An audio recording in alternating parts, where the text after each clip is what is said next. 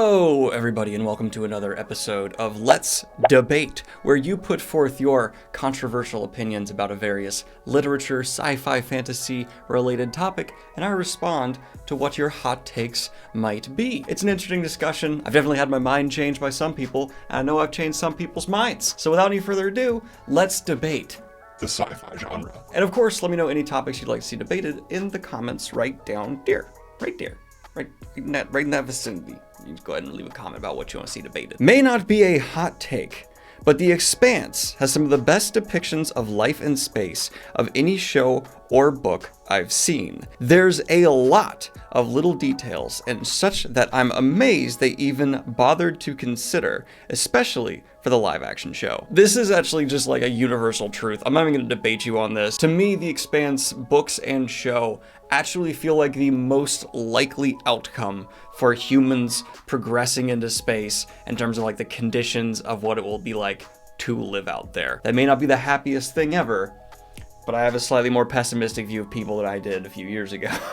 I don't often like science fiction because it's a lot harder to suspend my disbelief. Science fiction tries to provide a scientific sounding explanation, which often doesn't make a lot of sense, whereas fantasy can just say it's magic. Unfortunately, this is true for a lot of lazier science fiction. It's also one of my big issues with modern and current Star Trek. What you're referring to is called sci-fi jargon. It's something where they'll just say things where like, oh, to prevent the black hole from imploding, we have to reverse the polarities of the fields of the space phenomena around it, and that'll redirect the quantum, and then it just makes actual no sense, and it's bullshit.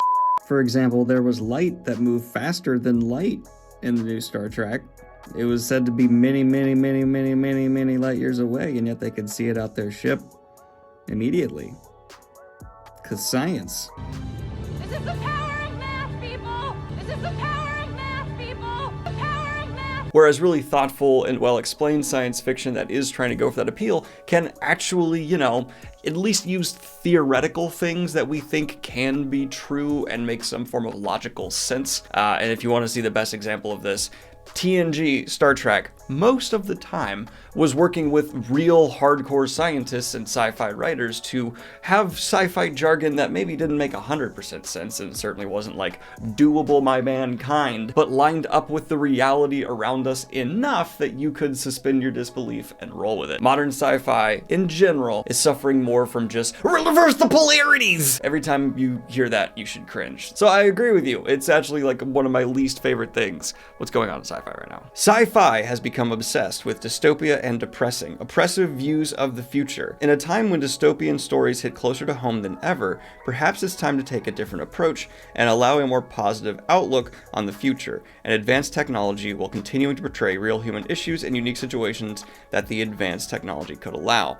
Yeah, this is absolutely unequivocally true in my personal experience. It seems like science fiction has gone from this optimistic possible view of the future where people are, living in a very much more progressive, better society, and the issues we're having are still just fundamental core character-related things that result in bigger, larger problems to overcome. But now, it just seems like gritty and dark has become the face of the genre, and I think it's just part of the whole, pop culture, grittier, darker is more popular right now. But I sure miss me some optimistic, happy-go-lucky, using logic, reason, and technology to overcome problems and having a better future for mankind sci-fi. As we previously covered, though, do I think that's entirely possible? I hope it's possible, but I don't think it's the trajectory we're on. I'm sad. Pessimistic take. The utopias of classic or golden age sci-fi are dependent upon the idea that superior technology will change the way people behave and lead to linear progress. However, we have seen in recent decades that superior technology doesn't make people change. It only makes them more like they already are. Thus, any kind of sci-fi utopia seems more like a fever dream with every passing year. Okay, I know I just said I agree with some things in this, but I also disagree. We are, as a society, as a culture, we live in a society becoming more empathetic. There is less crime than ever. There is more reporting on things. People morally are more aware and trying to solve things aggressively, unlike any other time in history. And hell, even on a global scale, like conflict war-wise, we're in a time called the Long Peace, because there has not been major world powers going to war with each other for a record amount of time throughout history. So yes, I personally am a bit more pessimistic on people as a whole, but I think going far as to say that technology and progression has zero impact on us at an individual level is not true. Humans are more like morally awake than we've ever been, and actually even the ways our society and structures are changing throughout the centuries to reflect that. It used to be like back in medieval times, if you robbed someone and you stabbed them during the robbery was still the main thing that was focused on, because like stabbing someone was just like, yeah, you do that. But now, of course, violence is the most like abhorrent, no, you can't do that thing. You don't hurt another individual physically. So I think we are waking up. I don't agree with your take here that technology doesn't change us. I think it absolutely does. And that is measurable and like scientifically, factually provable. Is it changing us enough? That's another discussion. Science fiction is in desperate need of more whimsy, adventures, and sense of wonder. It's one of the reasons why I love steampunk so much. I actually think this is one of the reasons why Star Wars is one of the most well-known sci-fantasy franchises out there. It takes a lot of the appeal of science fiction with its setting, but then adds a lot of whimsy and adventure and magic.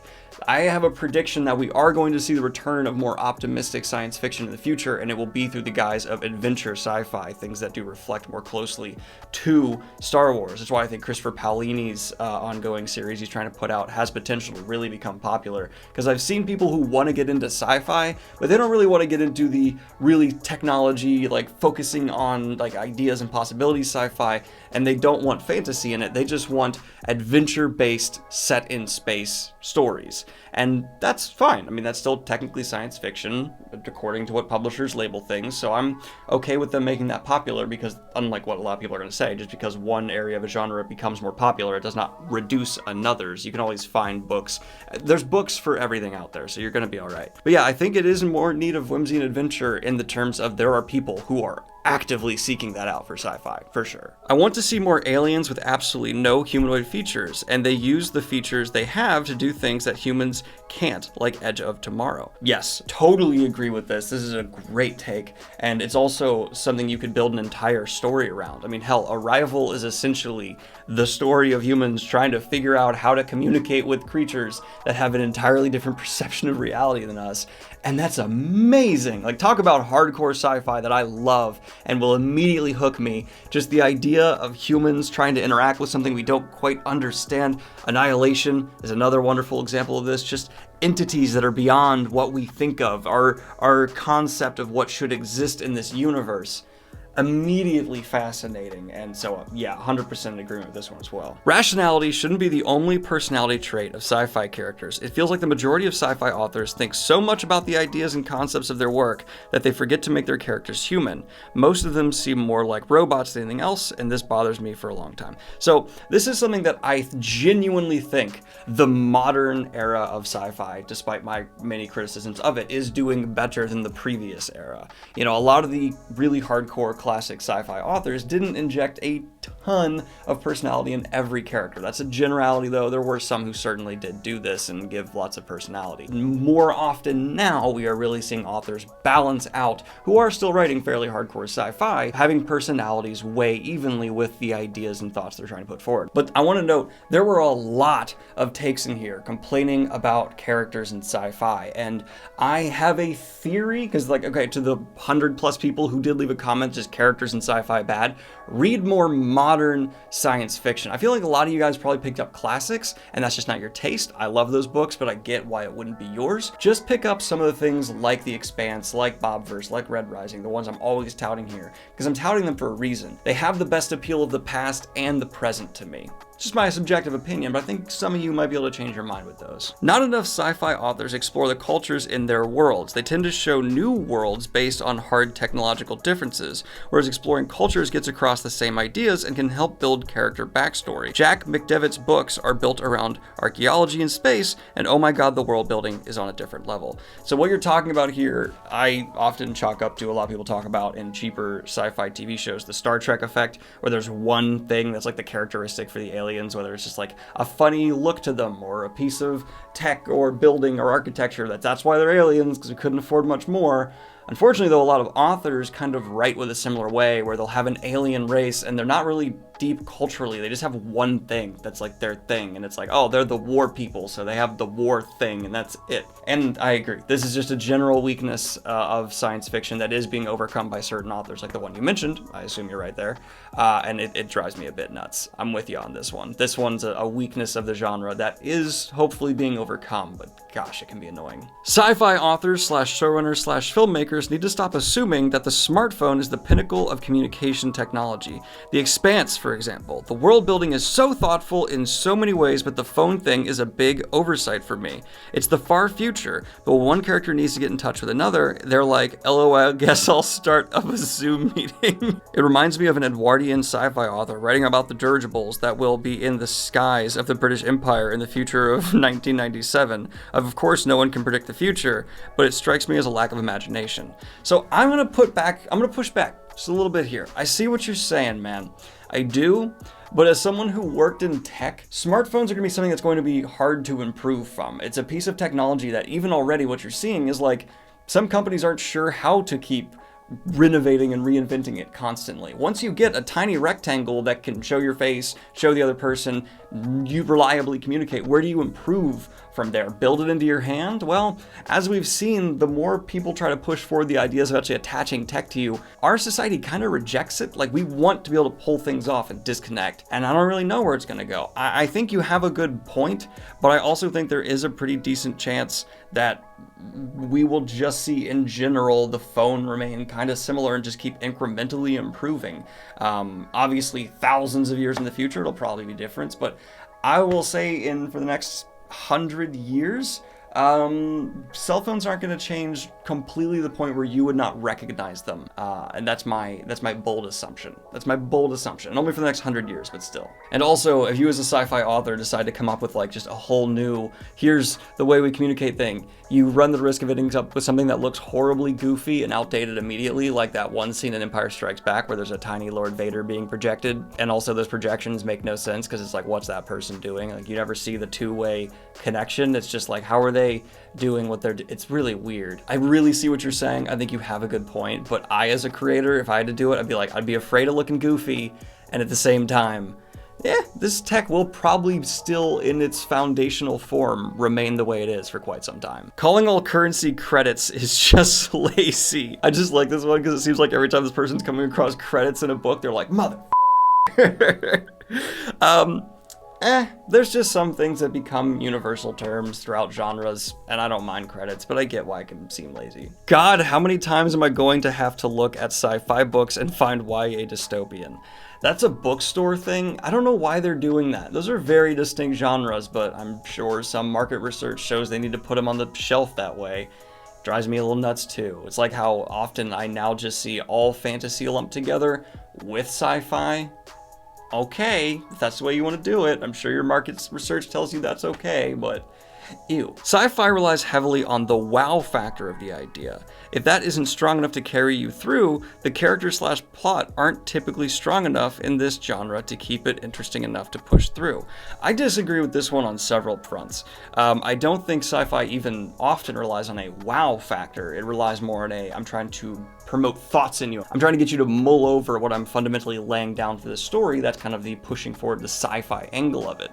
And there's a lot of sci-fi where that's not even the approach. Like, I would say Octavia Butler's Parable of the Sower is not about any kind of wow. It's more of just a commentary. And I think that's actually really common for a lot of sci-fi. Stranger in a Strange Land, there's no wow factor there. It's just a commentary on us. So I just think maybe you've read the wrong sci-fi books. And there is some that try to do what you're saying here, but I wouldn't say it's common, even, in my opinion. Ice cold take, Hollywood can't write sci-fi for And okay, I know it's going to be like the popular thing for me to agree with this, but Annihilation, Blade Runner 2049, Arrival, a dozen other great sci-fi movies that have come out in the last few years. Moon is one where it's like, oh my god, go watch Moon, it's amazing. I'm aware that more than a few of the ones I just listed were adaptations, but I also give credit for adaptations. It's not easy to bring something to a whole new medium, so I'm going to give Hollywood credit for taking something that was written and bringing it to the visual format. There's also some of the stuff I put up that wasn't exactly made in Hollywood, but I'm also just going to say there's good sci-fi movies being made all around the world. The problem is, these are ones that often don't get a ton of marketing behind them. There's actually a decent number, I would even say, of good sci-fi movies that are coming out from Hollywood at a steady pace. They just aren't making a ton of money, and I'm afraid what the future is of these movies in Hollywood if they keep failing. Because they're smart, they are up there with some of the best sci-fi movies I've ever had, but we just aren't watching them as an audience. And so I'm like, come on, we need to step up and show Hollywood we will spend our money on this. And so I actually don't think this is as much as a Hollywood problem as it is the consumer problem, because, no, it's still Hollywood, because they don't market them very well. So it's both. But that is where we're going to bring this episode of Let's Debate Sci-Fi to a close. I haven't done one of these for a minute. Let me know if you are still interested in these. But leave it a like on the video, comment, tell me you still want me to do these Let's Debates ones. I definitely have a lot of fun with them. I just am afraid the concept could get a bit tired if I overdo it. Anyway, guys, though, like and subscribe if you have not already. Hit the Patreon if you want to support what I do here. And have a good one, y'all. Peace!